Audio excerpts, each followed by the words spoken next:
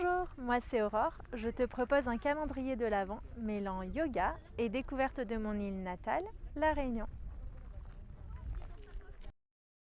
And where down we go, oh, oh, oh, oh, oh, where down we go, oh, oh, oh, oh, so where down we go. Alors aujourd'hui, nous sommes devant le cratère Boris, enfin le piton de la Fournaise, un des volcans les plus actifs au monde. Pour y accéder, hier nous étions donc à la plaine des Cafres. On a continué jusqu'à Bourg-Murat pour remonter ici dans divers paysages. On a eu des pâturages et forêts de cryptoméria. Après, on est arrivé sur ce qu'on appelle la plaine des sables, un paysage lunaire, du sable rouge, des scories.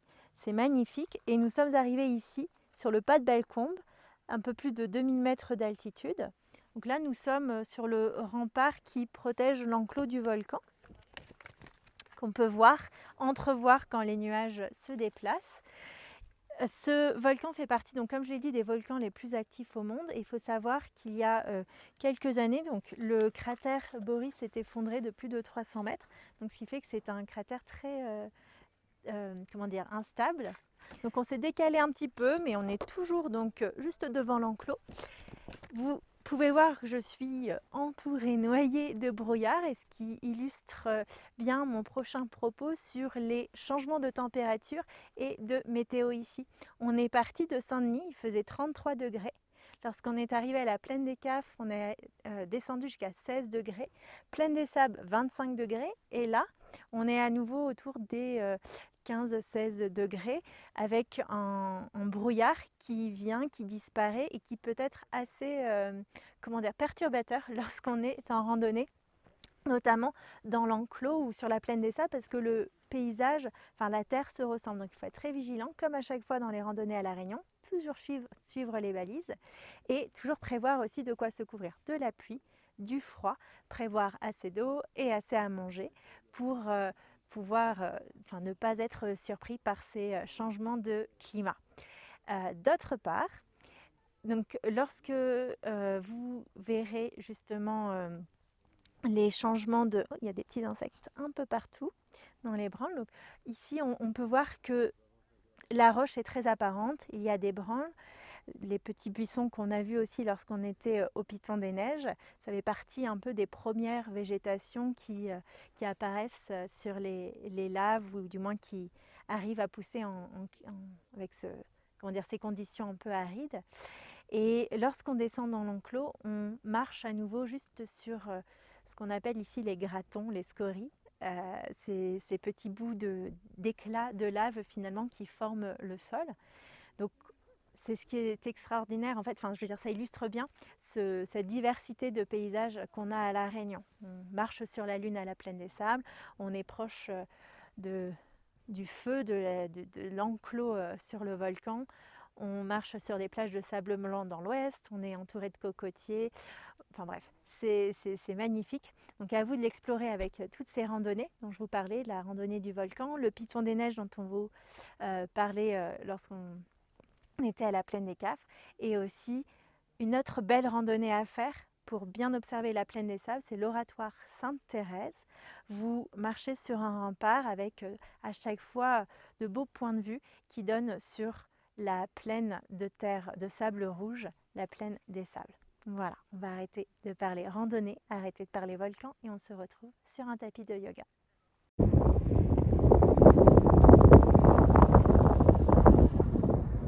Pour la partie yoga, on s'est encore décalé. On est revenu sur la plaine des Sables. Et d'ailleurs, on peut apercevoir au loin le petit serpent de route qui nous amène sur cette plaine des Sables, sur ce terrain lunaire, et qui nous permet du coup d'en ressortir. Et donc, on va venir pratiquer la table renversée ou la planche renversée, Purvottanasana en sanskrit. On va commencer au sol. Donc on vient s'asseoir. On va commencer la première version. On a les pieds écartés de la largeur des hanches, c'est à peu près la distance d'un pied entre les deux pieds. Vous allez plier les coudes, vous faites glisser les coudes le long du buste vers l'arrière pour déposer ajuster la position des pieds. On presse les pieds et les mains dans la terre, on soulève le bassin. On aura les hanches à peu près à hauteur des genoux et les épaules à hauteur des genoux. C'est un petit peu l'objectif. Si vous sentez que vous êtes ici, on va serrer les fesses, engager l'intérieur des cuisses. On pressera du coup plus fort dans les mains. Ce sera un bon objectif pour vous à atteindre. Essayez de trouver cet alignement. On relâche la tête. On utilise comme tout à l'heure peut-être les trapèzes, comme des petits coussins. On inspire par le nez, on expire par le nez. On a toujours notre point de concentration ici, notre drishti, le bout du nez. Moi je ferme les yeux comme à chaque fois puisque le soleil est toujours présent ici. Inspire, expire. Encore 2 respirations.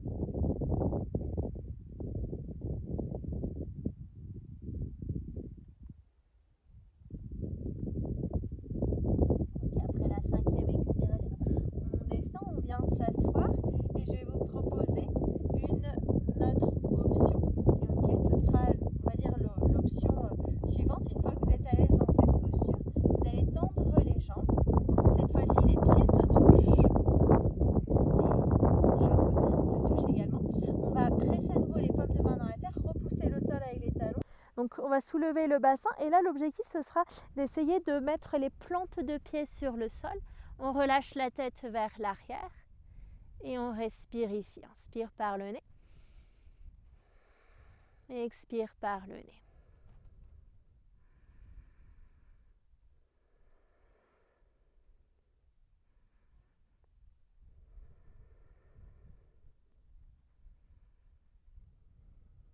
Encore une respiration. Et expirons. Donc c'est une position qui peut être un petit peu difficile, surtout pour les plantes de pied. Il se peut que vous ayez des crampes. Donc n'hésitez pas à entraîner les pieds pour qu'ils soient pointés ici. Donc on peut simplement s'aider aussi des mains pour chercher cette pointe, cette arche dans les pieds. Okay, et après, bien entendu, c'est comme à chaque fois, avec la pratique, les muscles et le corps s'habituent. Donc ce sera tout pour aujourd'hui. N'hésitez pas, comme à chaque fois, à me mettre des petits mots si vous avez des questions, si vous